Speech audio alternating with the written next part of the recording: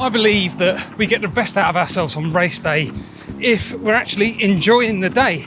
And we're not professionals, so even if we are going for a time, should still just be focusing on having fun anyway. But there are a few things that can help you get the most out of your race day and enjoy it to its fullest extent. And that's what I'm going to talk to you about this week as I take you on week 10 of my 26-week marathon block, working towards the Yorkshire Marathon in October. So the first thing you need to do is trust in your taper, especially if it's a marathon block. You know, you should be having a 2-3 week taper. And it might feel strange with your mileage going down massively. Your legs are probably starting to feel a bit like lead, but you've got to trust the process. It's not the training that you put in the last 2 weeks that's going to make the big difference. It's all the training before that. The last 2 to 3 weeks, or 1 or 2 weeks if you're doing a 10k half marathon, are all about letting your legs recover and absorb that training. So don't think, oh, I'm not doing enough, I better go out and do another couple of longer runs. Or don't think, oh, my long run's too short, I'm going to add an extra 5k on top. Trust the process, trust the plan, and it's going to see you through. So today I'm actually in Wales, just outside Bridgend, because I've got a job there later on. I'm just on a 13k run, easy run. My legs are really tired from yesterday. If you want to see what I was up to last week, check out the link in the description. Right, just going to finish up this run. I'll see you tomorrow when I'm going to be back across the border, but still not home. Good morning. I've hopped back across the border. I'm in Hereford today, and I'm squeezing in a 6k easy run before I've got a long day shoot. And I found a nice little river path to run down rather than running through the city. I didn't get a great night's sleep last night, and my legs still feel really dead from my long run on Sunday. Hoping they'll ease up tomorrow for my interval session. Sleep is actually what I wanted to talk to you about today. You're probably not going to get a great night's sleep the night before your race because you're going to be excited, you're going to be nervous. So it's important the week before, leading up to race day, try and get as much sleep as you can. It can be as simple as having a nap during the day, or start going to bed 5 or 10 minutes earlier every night just to let that sleep bank build up. So if you do have a bad night's sleep on the night before your race, it's not going to feel quite as bad as if you hadn't banked all that sleep. I'll see you back in Kent tomorrow for my interval session. It's Wednesday morning, it's about 8:30ish, and it's already like 25 degrees, so it's going to be a bit of a tough one today, especially as I've got 400s and 200s. I've got to do 12 lots of 400s about 3:35, although I might slow that down to the heat, and 10 lots of 200s at 3:25. Again, might slow that down. So we're moving on to race morning now, and if you followed all the normal advice, you've been practicing your race day morning, you're fueling, the time you're waking up, things like that. So now you're thinking, you've just dropped your bags off, you're getting ready for the start line, and you're starting to get those nerves, you're getting those flutters of thinking, oh, can I actually do this? You don't want to let that take control. First of all, you want to be in the right mental headspace to be able to achieve what you want to achieve. Also, you don't want a load of adrenaline in your system as well, because it's going to make you fatigue a lot faster and probably go out too fast. So what I do is, when I'm in the starting pens waiting to start, I literally just breathe deeply, slow everything down, nice big deep belly breaths, and then breathe out slowly through my mouth. That just gets my body to relax, to know that it's safe, and get myself ready for the race to start, which we'll talk about tomorrow. First, I've got to get these 400s and 200s done. I'll check in halfway when the 400s are done, and I'll check in again at the end. It's going to be a hot one. They're going to say to me, I'm a mess. Probably average 350 a kilometre. It's meant to be 355. I'm happy with that in this. Bloody hell. So, get the 200s done now. I don't think I've got much more left in me. So I'm going to try and stick to the same pace. Just get them done. Those 200 felt actually a lot more comfortable, probably because it's got a slightly longer rest in between. And I managed to get it up to about 3:35 a kilometre, which is still 10 seconds below my target, but on a day like this, I'm so happy with that. I want you to let me know in the comments, what would you have done in my situation? Very tired, couple of days, lots of miles on the legs, and it's really hot. Would you have tried to hit the targets anyway, do what I did, slow the targets down, turn it into an easy run, or just sack the run off completely and have a rest day? Let me know down in the comments.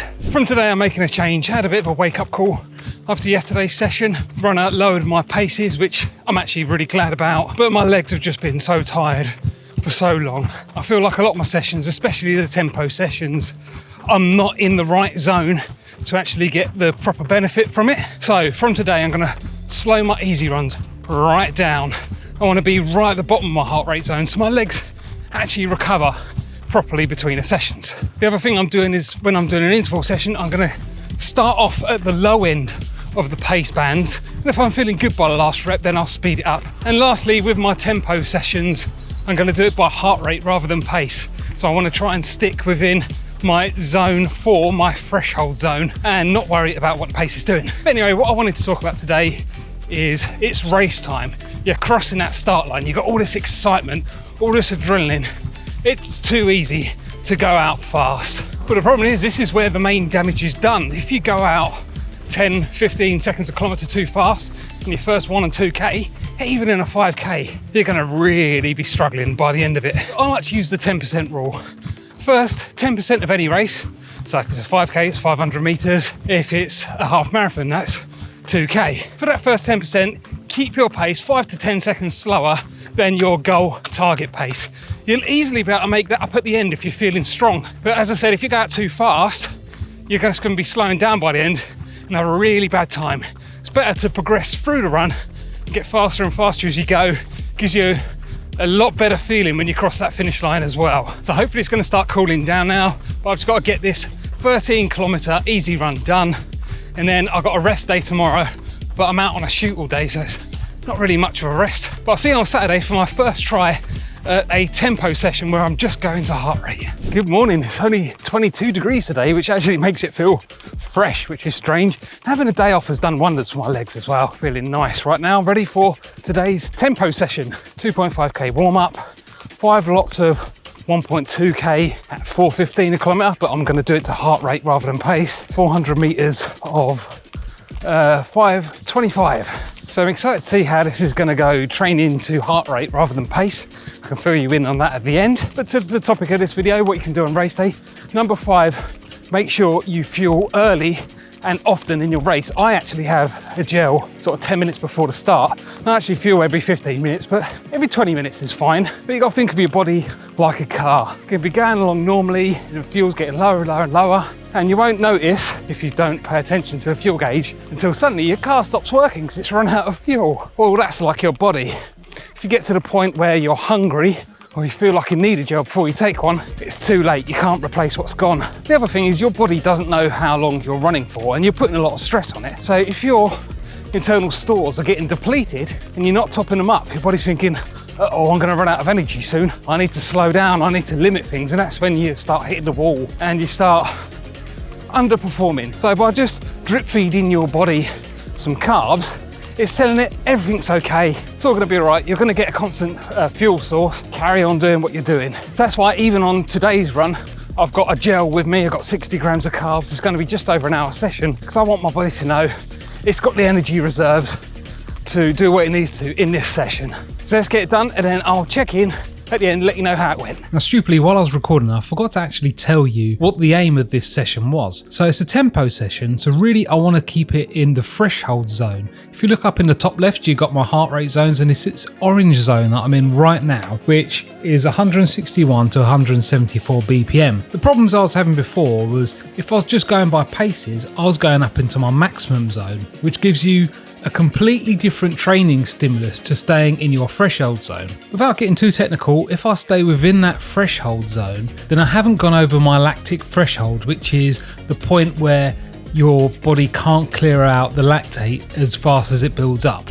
You might know this as like that heavy legs feeling. So I'm going to go into it in a future video, but you'll get specific benefits from staying underneath that lactate threshold, and you get other benefits from going over it. The problem was I was always going over it with all my runs, which is obviously making my legs more tired and not giving me the benefits that I was looking for from that particular session. Wow, that was so much better. And the paces weren't too far off. So definitely a good start to this new way of training. But let's see how my legs feel on the 23K long run tomorrow. Welcome to the last run of the week. After this 23K long run, that's going to be 80K in the books for the week, which is a really good progression on my marathon journey. I tell you what, slowing my easy pace down and running that tempo session to heart rate yesterday has made such a big difference. My legs have got a little bit of tiredness in them, but they actually feel pretty good. I'll see how I feel at the end of this long run.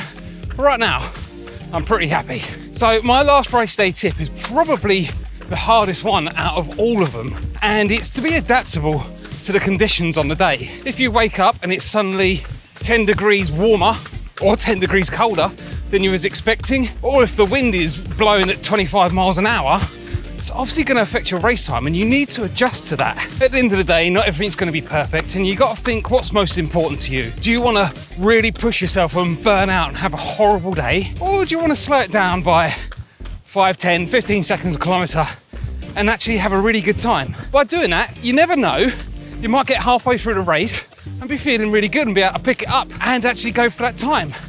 But it's better to be conservative in the beginning if you're unsure of the conditions, or even if you've had a very bad night's sleep, your stomach's a bit dodgy, you got a little niggle, you know, just slow everything down and build into it gradually.